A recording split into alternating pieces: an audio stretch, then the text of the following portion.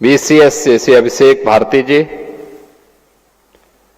और आज के इस रोजगार महाकुंभ के कार्यक्रम में उपस्थित विभिन्न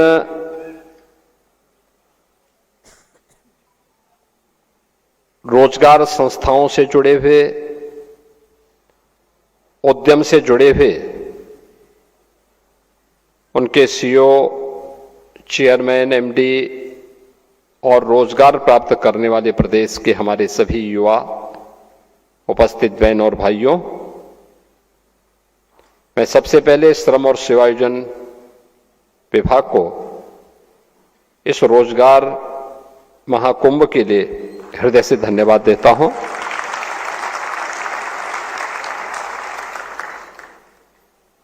देश के यशस्वी प्रधानमंत्री आदरणीय मोदी जी के मिशन रोजगार के अभियान की कड़ी में विकसित भारत की संकल्पना के साथ हर व्यक्ति, हर संस्था भी अपना योगदान दे सकें, उसके लिए आवश्यक है कि हर युवा के हाथ को उसकी योग्यता के अनुसार कार्य मिल जाए।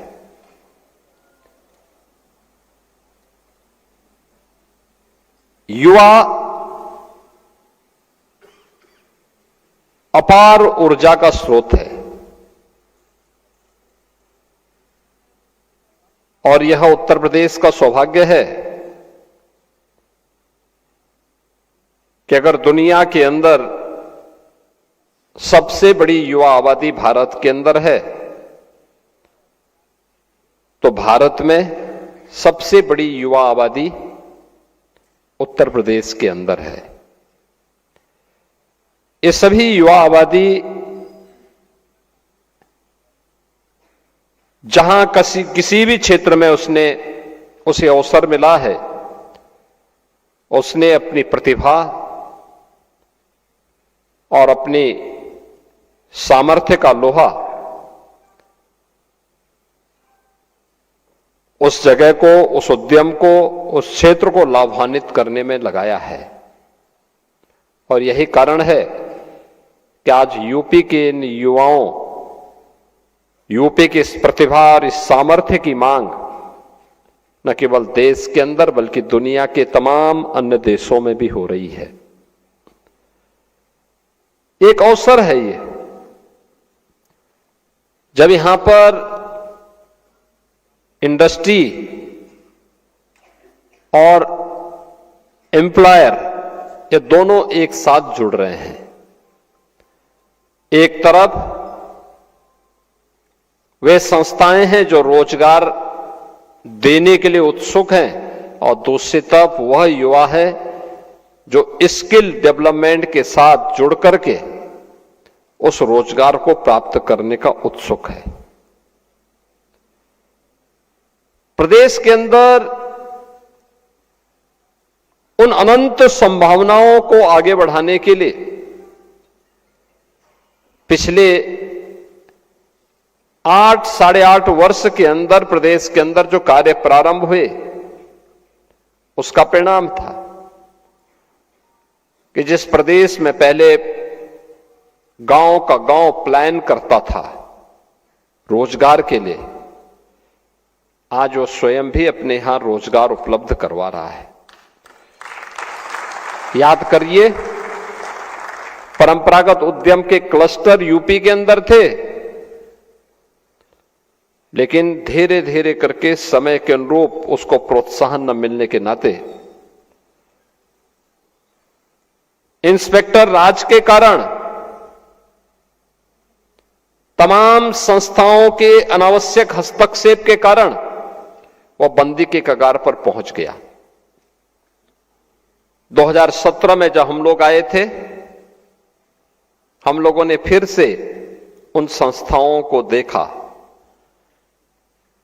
प्रत्येक जनपद के लिए एक जनपद एक उत्पाद, यानी वन डिस्ट्रिक्ट वन प्रोडक्ट की एक नई स्कीम को आगे बढ़ाया।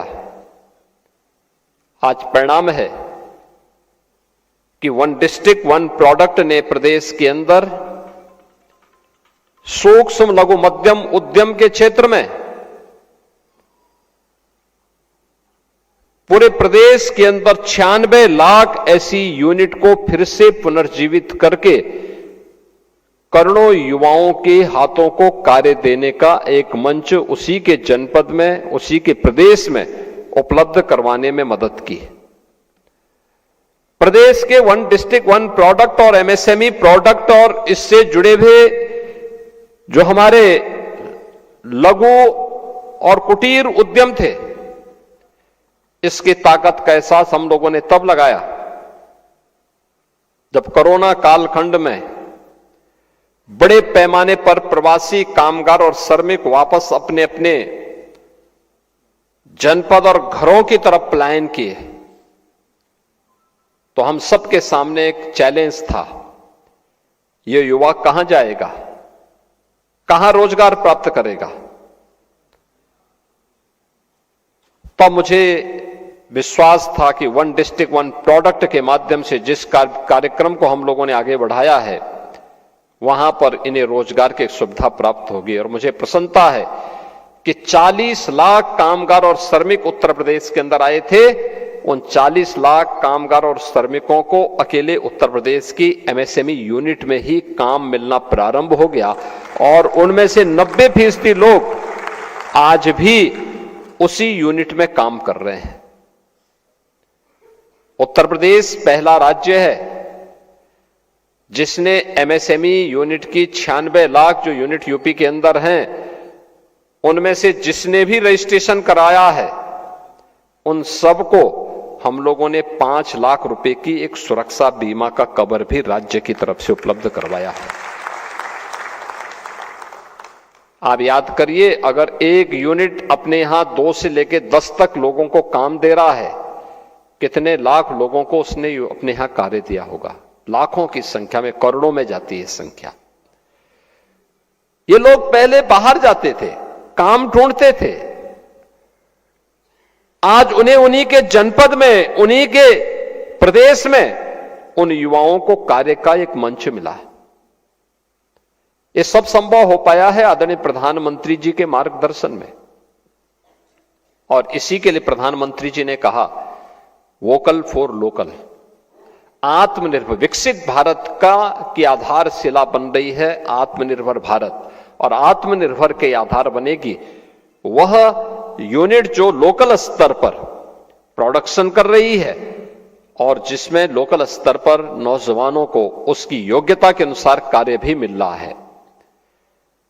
यह मॉडल आत्मनिर्भर भारत की आधारशिला बनेगी और आत्मनिर्भर भारत के लिए आत्मनिर्भर उत्तर प्रदेश तैयार करना होगा और आत्मनिर्भर उत्तर प्रदेश ही एक विकसित उत्तर प्रदेश की आधारशिला बनेगी। विकसित उत्तर प्रदेश विकसित भारत की आधारशिला बनेगी। उस अभियान को लेकर के हर हाथ को काम मिले, उसी श्रृंखला में हम लोगों ने प्रदेश के अंदर परंपरागत हस्तशिल्पी और कारीगरों के लिए विश्वकर्मा श्रम सम्मान और पीएम विश्वकर्मा की स्कीम भी लागू की। जो परंपरागत रूप से कारीगर थे, जो पुश्तैनी परंपरा से चली आ रही थी, कोई कारपेंटर है, कोई राजमिस्त्री है, कोई हलवाई है, कोई सुनार का काम कर रहा है, कोई कुम्हार का काम कर रहा है, कोई मोची का काम कर रहा है, कोई नाव का काम कर रहा है, कोई किसी न किसी कार्य के साथ वो जुड़ा हुआ है। राष्ट्रपिता महात्मा गांधी ने ग्राम स्वराज की बात की थी, तो ग्राम स्वराज के पीछे वही बात थी कि जहां पे हमारा गांव आत्मनिर्भर होता था। पूंजी कम रही होगी, लेकिन सबकी व्यवस्था का संचालन एक गांव अपने आप में एक इकाई हुआ करती थी, जिस इकाई में हर व्यक्ति एक दूसरे पर निर्भर होकर के, एक दूसरे का सहयोगी बनकर के एक टीम भावना के साथ काम करता था और अपना परिणाम देता था। रिजल्ट क्या है? हर व्यक्ति खुशहाल है। हम लोगों ने इस स्कीम के अंतर्गत भी ये किया कि उनकी ट्रेनिंग और ट्रेनिंग के साथ उन्हें बैंक से जोड़ना, सस्ते में लोन उपलब्ध करवाना, उन्हें फ्री में टूल किट उपलब्ध करवाना, ये सब काम हुआ। लाखों लोगों को इस अभियान के साथ जोड़ा गया। आज उन परंपरागत हस्तशिल्पी और कारीगरों को अपने यहां सम्मान मिलना प्रारंभ हुआ, तो ढेर सारे लोगों के लिए रोजगार के अवसर भी उसके माध्यम से प्राप्त हुए। हम लोगों ने इस वर्ष के प्रारंभ में 24 जनवरी 2025 को एक नई स्कीम लागू की। उसका नाम है सीएम युवा उद्यमी स्कीम। कोई भी युवा, 21 वर्ष से 40 वर्ष के बीच का कोई भी युवा, उसकी जाति, उसका मत, उसका मजहब, उसका चेहरा देख करके नहीं, बल्कि उसकी रुचि के अनुसार उसे यह सुविधा उपलब्ध कराई गई कि वह स्वयं भी एक युवा उद्यमी के रूप में अपने आप को स्थापित कर सकता है। उसको ब्याज मुक्त, गारंटी मुक्त ऋण की सुविधा उपलब्ध करवाई गई। यानी कोई गारंटी नहीं, लेकिन उस जो लोन और बैंक से ले रहा है उसका ब्याज सरकार देगी और उसको उद्यम स्थापित करने के लिए 10% तक मार्जिन मनी भी गवर्नमेंट उपलब्ध करवाएगी। और मुझे बताते हुए प्रसन्नता है, अब तक 70,000 से अधिक युवाओं ने इस स्कीम के साथ जुड़ करके, सीएम युवा उद्यमी स्कीम के साथ जुड़ करके स्वयं के उद्यम स्थापित करने की दिशा में काम करना प्रारंभ किया है। यानी ये अलग अलग स्तर पर रोजगार की सुविधा निजी क्षेत्र में है। सरकार ने अपने स्तर पर भी रोजगार उपलब्ध, नौकरी उपलब्ध करवाने की कार्रवाई की। पिछले 8 वर्ष के अंदर उत्तर प्रदेश पुलिस में,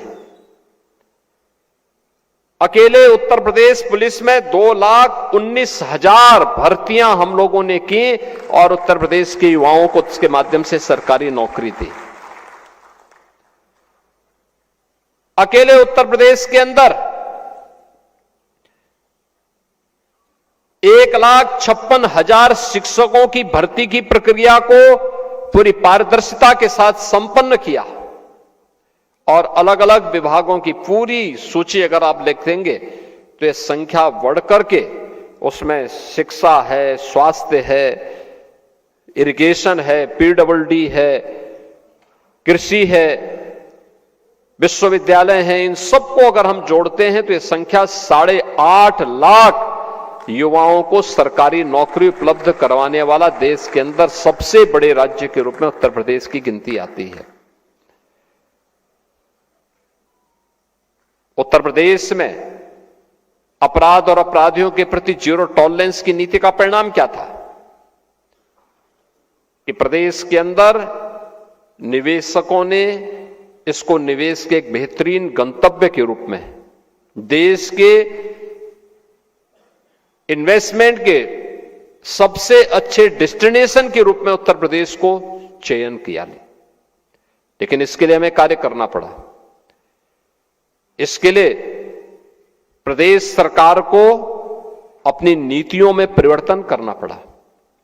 अब तक 33 से अधिक सेक्टोरियल पॉलिसीज हम लोगों ने तैयार की है कि हर सेक्टर की एक पॉलिसी, कोई भी निवेशक किसी भी सेक्टर में वह निवेश करना चाहता है, उसमें इन्वेस्ट यूपी के पोर्टल पर जाकर के वह उस पोर्टल में देखें, क्लिक करें और जिस क्षेत्र में उसको निवेश करना है उस क्षेत्र के बारे में उसको पूरी जानकारी मिल जाएगी। उसकी सहायता करने के लिए निवेश मित्र भी है, सिंगल विंडो प्लेटफॉर्म के लिए निवेश सारथी भी है, और फिर अगर उसने निवेश कर लिया है तो निवेश के बाद उन्हें इंसेंटिव जो मिलना है पॉलिसी के अंतर्गत वह भी उसको ऑनलाइन उपलब्ध करवाने की व्यवस्था है। 1947 से लेकर 2017 तक जितना प्रदेश के अंदर इंडस्ट्री को 70 वर्षों में इंसेंटिव नहीं मिला होगा, अकेले 8 वर्ष में उससे ज्यादा हम लोगों ने इंडस्ट्री को दिया है जिन्होंने प्रदेश के अंदर निवेश किया है। परिणाम है 15 लाख करोड़ रुपए के निवेश के प्रस्ताव प्रदेश के अंदर आज जमीनी धरातल पर उतरे हैं। 60 लाख से अधिक युवाओं को अपने ही क्षेत्र में, अपने ही प्रदेश में काम मिला है। इसके अलावा अन्य तमाम सेक्टर में व्यापक परिवर्तन हुई है और इन सबको देख करके हम कह सकते हैं कि पहली बार यूपी स्किल मिशन लागू करने वाला देश के अग्रणी राज्यों में है। यूपी स्टार्टअप मिशन के अंतर्गत प्रदेश के अंदर बेहतरीन कार्य आगे बढ़ रहा है। प्रदेश के अंदर स्किल डेवलपमेंट के लिए और बेहतरीन न्यू एज टेक्नोलॉजी के साथ हम अपने युवाओं को जोड़ सकें। आज की डिमांड क्या है? आर्टिफिशियल इंटेलिजेंस की है, इंटरनेट ऑफ थिंग्स की है, रोबोटिक टेक्नोलॉजी की है, ड्रोन टेक्नोलॉजी की है। यूपी के नौजवानों के लिए दुर्लभ था। हम लोगों ने टाटा टेक्नोलॉजीज के साथ बातचीत की। आईटीआई में इससे संबंधित पाठ्यक्रम और इससे संबंधित वर्कशॉप ही नहीं बल्कि वहां पर हम लोगों ने उससे संबंधित लैब्स स्थापित करवाई। आज उनकी बेहतरीन ट्रेनिंग का मंचो बना है। हब एंड स्पोक मॉडल पर युवाओं को तैयार किया जा रहा है और इस नई चुनौती के लिए नए समय की टेक्नोलॉजी को अपनाने के लिए यूपी के नौजवानों के लिए प्लेटफॉर्म उपलब्ध करवाएगा। क्या परिणाम है? आज यूपी के नौजवानों की मांग दुनिया के तमाम देशों में हो रही है। याद करिए, जो नौजवान यहां से दुनिया के तमाम देशों में गए, वहां पर उनके लिए प्रारंभिक चरण में उनकी ट्रेनिंग की एक चैलेंज थी। हमारे सामने चीजें आती थी कि दुनिया के अंदर मांग इस नई टेक्नोलॉजी के तहत उस प्रकार की वर्कफोर्स की है, तो उस प्रकार के वर्कफोर्स को तैयार करना, उसकी ट्रेनिंग देना। लैंग्वेज की प्रॉब्लम होती है तो लैंग्वेज के बारे में दिखाना, उनके बारे में उसको बताना। अगर वह जर्मन जा रहा है तो उसको जर्मन भाषा के बारे में जानकारी होनी चाहिए। फ्रेंच जा रहा, फ्रेंच की जानकारी होनी चाहिए। स्पेन जा रहा है, स्पेनिश के बारे में उसको जानकारी होनी चाहिए। जापान जा रहा है, जापानीज के बारे में उसको जानकारी होनी चाहिए।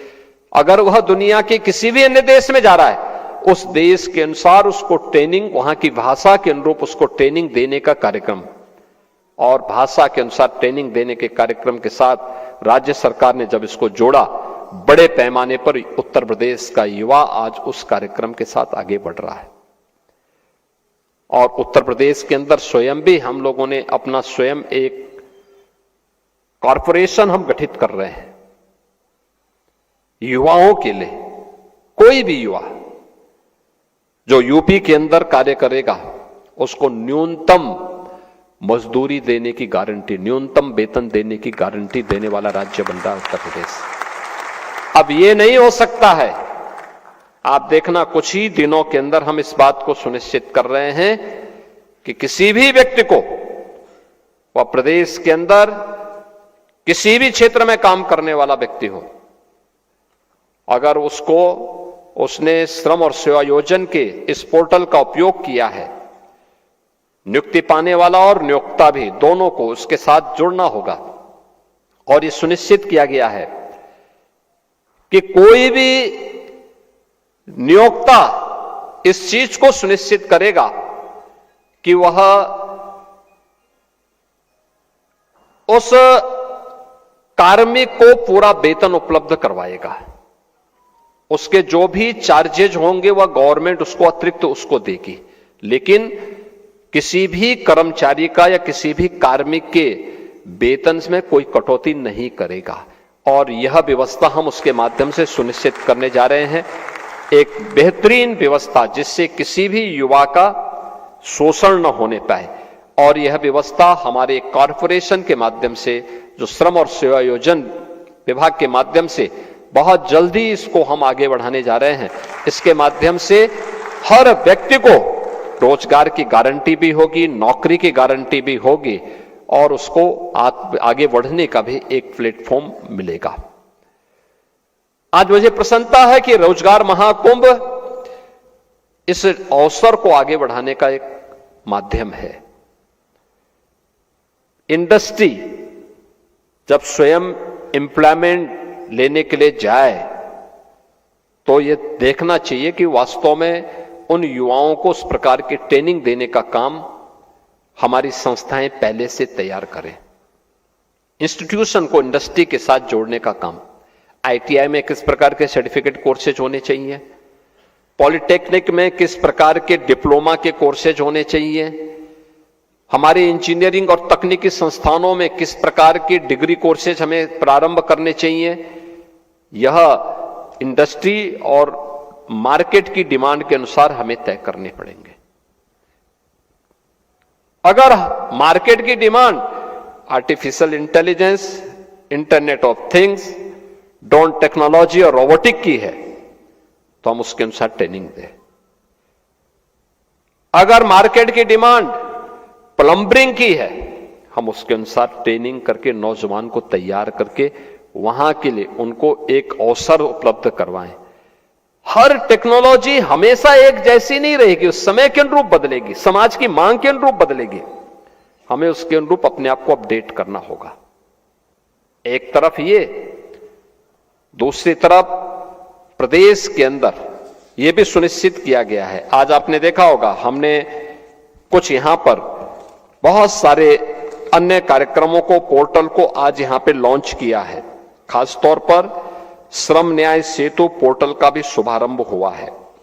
आपने देखा होगा पोर्टल में श्रमिकों के लिए त्वरित और पारदर्शी न्याय की व्यवस्था है। श्रम विवादों के ऑनलाइन शीघ्र समाधान की भी व्यवस्था की गई है। न्यायिक प्रक्रिया में डिजिटलीकरण से उसको और सुगम बनाने का भी प्रयास किया गया है। विवाद निपटारे में दक्षता और समय का भी उसको पाबंद किया गया, टाइम बाउंड किया गया है। श्रम अधिकारों से जुड़ी हुई सेवाओं को 24 घंटे उपलब्ध करवाया गया है और पारदर्शी एवं जवाबदेह व्यवस्था की स्थापना उसके माध्यम से। हमें याद रखना होगा कि उद्यम चलेंगे तो श्रमिक को रोजगार मिलेगा। उद्यम चलने चाहिए, ये शर्त है, लेकिन श्रमिक का शोषण भी नहीं होना चाहिए, यह भी उसके साथ आवश्यक है। इसकी जवाबदेही भी सुनिश्चित की गई है। अटल आवासीय विद्यालय को उसकी इंटीग्रेटेड मॉनिटरिंग सिस्टम को भी आज एक पोर्टल के साथ जोड़ा गया है। अटल आवासीय विद्यालय, ये आवासीय विद्यालय हैं बीओसी बोर्ड से जुड़े हुए श्रमिकों के बच्चों के लिए निःशुल्क अत्याधुनिक शिक्षा के लिए। याद करना कि श्रमिक काम तो करता था, अपना पसीना बहाता था, जिसके श्रम से भवन इतना बड़ा बनता है, उसकी दुर्दशा आप देखते होंगे। जो दूसरों के लिए घर बनाता है, दूसरों के सिर को ढकने के लिए छत देता है, वह स्वयं बिना छत के खुले आसमान में रहने के लिए मजबूर होता था। उसके बच्चे नहीं पढ़ पाते थे। जो दूसरों के पढ़ने के लिए स्कूल बनाता था, दूसरों के बच्चों के लिए पढ़ने के लिए स्कूल बनाता था, उसके स्वयं के बच्चे नहीं पढ़ पाते थे। ये पीड़ा प्रधानमंत्री जी की थी कि देखो उन लोगों के लिए कुछ किया जाना चाहिए। और मैं धन्यवाद दूंगा श्रम और सेवायोजन मंत्रालय को कि उन्होंने प्रदेश के अंदर पहले चरण में 18 ऐसे आवासीय विद्यालय, जहां पे हम बीओसी बोर्ड से जुड़े हुए उन बच्चों को लेके आते हैं, उनके बच्चों को लेके आते हैं और उनको फिर 18,000 बच्चों को एक साथ इन आवासीय विद्यालयों में लॉजिंग, फूडिंग की सुविधा देकर उनके रहने की, उनके खाने की, उनकी उत्तम शिक्षा की, अत्याधुनिक शिक्षा की व्यवस्था की गई है। और मेरा मानना है कि अटल आवासीय विद्यालय का जितना बेहतरीन इंफ्रास्ट्रक्चर आज के दिन पर उत्तर प्रदेश के अंदर है, उत्तर प्रदेश के अंदर अन्य किसी विद्यालय का उतना अच्छा इंफ्रास्ट्रक्चर नहीं होगा। अब उसी तर्ज पर हमने बेसिक एजुकेशन में भी इंटीग्रेटेड कैंपस की एक व्यवस्था प्रारंभ की है। पहले चरण में 57 ऐसे मुख्यमंत्री अभ्युदय और कंपोजिट विद्यालयों की स्थापना का कार्य हमने प्रारंभ कर दिया है। ये डे स्कूल होंगे, बच्चा अपने घर से जाएगा, पढ़ेगा, आधुनिक अत्याधुनिक शिक्षा बच्चे को वहां प्राप्त होगी। ये बहुत सारे परिवर्तन हैं। हमें समय के अनुरूप अपने आप को तैयार करना होगा। श्रमिक कानून में रिफॉर्म करने होंगे जो श्रमिकों के हितों का भी संरक्षण कर सके, इंडस्ट्री को भी स्मूथली चलाने में योगदान दे सके, क्योंकि दोनों का हित एक दूसरे से जुड़ा हुआ है। हमें यह सुनिश्चित करना होगा कि कोई आउटसोर्सिंग कंपनी के माध्यम से किसी श्रमिक का शोषण न होने पाए, उसको उसका मानदेय, उसका वेतन जरूर मिले और आउटसोर्सिंग कंपनी के जितने भी अन्य खर्चे होते हैं, चार्जिंग होते हैं, वह गवर्नमेंट अपने स्तर पर उसको अलग से वहन करे, जिससे किसी भी श्रमिक का शोषण न होने पाए। हर श्रमिक सम्मान के साथ राष्ट्र निर्माण में अपनी भूमिका को मजबूती के साथ आगे बढ़ा सके। यह गवर्नमेंट की, सरकार की मंशा है और उसको हम आगे बढ़ाने के लिए प्रतिबद्ध हैं, क्योंकि जब श्रमिक खुशहाल होगा, जब अन्नदाता खुशहाल होगा, तो देश खुशहाल होगा। जब श्रमिक आगे बढ़ेगा, युवा शक्ति के हाथ को रोजगार होगा, तो विकसित भारत और विकसित उत्तर प्रदेश से दुनिया की कोई ताकत नहीं रोक पाएगी। आज के इस अवसर पर, रोजगार महाकुंभ के आयोजन के अवसर पर, उन सभी युवाओं को जो रोजगार के साथ जुड़ रहे हैं, याद करना, जो भी कंपनियां यहां पर इस अभियान के साथ जुड़ी हुई है, मेरा उन सबसे आग्रह होगा कि किसी भी नौजवान का शोषण न होने पाए। अगर उस नौजवान को बाहर भेजना है तो पहले वहां के लैंग्वेज और उस प्रकार की टेक्नोलॉजी के साथ, उस प्रकार के ट्रेड के साथ उत्तर प्रदेश के हमें स्किल डेवलपमेंट मिशन के साथ उनको जोड़ करके उनकी ट्रेनिंग दे देनी चाहिए, जिससे वह युवा या वह हमारा जो नौजवान है, जब वह किसी नौकरी रोजगार के लिए दुनिया के किसी देश में जाता है या देश के किसी अन्य भाग में जाता है, वहां ट्रेनिंग के नाम पर, वहां लैंग्वेज के नाम पर उसको अनावश्यक वेट न करना पड़े। वह जाए, तत्काल उसके हाथ को काम मिले, उसका मानदेय उसको प्राप्त हो, वह खुशहाल जीवन जी सके और उसके बच्चे भी खुशहाली का जीवन जी सके। इस प्रकार का कार्यक्रम हम सुनिश्चित करेंगे। इस विश्वास के साथ इस रोजगार महाकुंभ में प्रदेश भर से जो युवा उपस्थित हुए हैं, उन सभी युवाओं का मैं हृदय से स्वागत करता हूं और विश्वास करता हूं कि श्रम और सेवायोजन विभाग इन सभी चीजों को जरूर ध्यान में रख करके इन युवाओं के हितों को हर प्रकार से सुरक्षा और संरक्षण देने का काम करेगा। आप सबके प्रति मेरी शुभकामनाएं हैं। धन्यवाद। जय हिंद। बहुत बहुत धन्यवाद माननीय, आपके आशीर्वचन और मार्गदर्शन के लिए। और इसी कड़ी में धन्यवाद ज्ञापित करने हेतु मैं अनुरोध करती हूं श्री अर्पित गुप्ता जी से, senior associate editor ET government, the economic times.